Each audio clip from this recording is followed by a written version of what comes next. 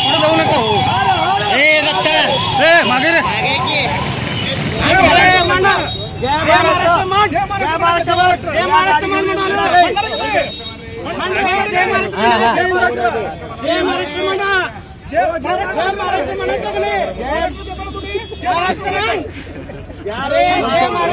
महाराष्ट्रात तुम्ही येते कमवतोय पैसे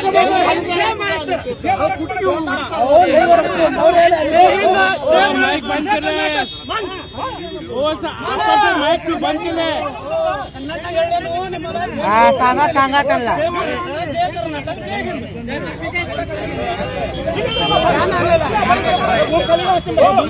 मागा या जरा. कर्नाटकमध्ये ड्रायव्हरला बोलता येते. हा ड्रायव्हरला बोलता येते.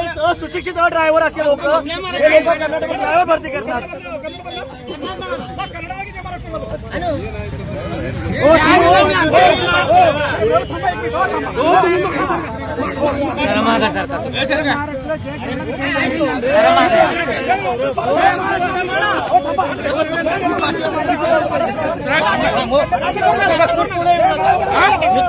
आलो का सांगा.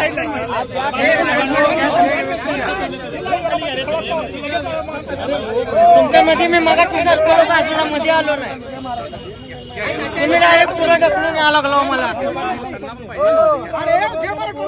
कर्नाटक लोक कसं सरकार जर जय महाराष्ट्र नाही मला तर गाडी जाऊन जय महाराष्ट्र म्हणा. जय महाराष्ट्र म्हणा. जय महाराष्ट्र.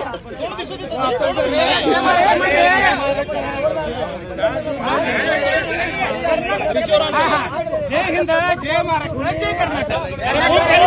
आता मी सांगतो जर हे कर्नाटकी लोक जर जय महाराष्ट्र म्हणत नसतील तर आमची महाराष्ट्र संस्कृती म्हणून आम्ही तर सत्कार केलाय. तर ह्याच्या पुढे कोल्हापुरात नव्हे तर महाराष्ट्रात जर तुमची एसटी चालवायची असेल तर तुम्हाला जय महाराष्ट्र म्हणावंच लागेल.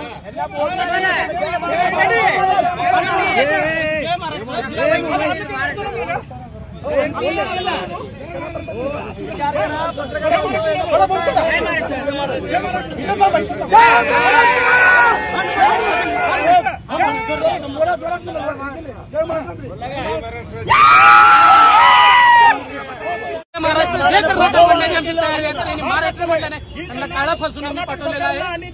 इथं जर पुढे जर झालं तर टाकडीमधून एटी कर्नाटक पासिंगची कुठलीही गाडी असू दे ते प्रायव्हेट असो बस असो सर्व गाड्या फोडण्यात येईल. हे ठाकरे गटाच्या वतीने शिवसेना आंदोलन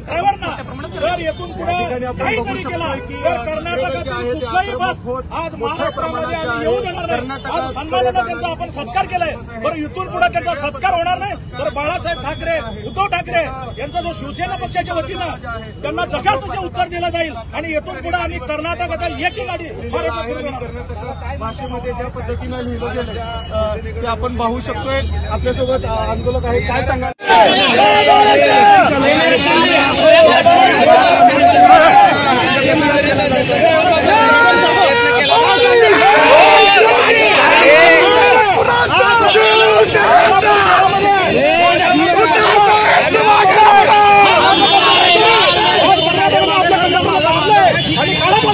परंतु आपली संस्कृती आपण महाराष्ट्रातली संस्कृती छत्रपती शिवाजी महाराजांची संस्कृती आपण बघतोय.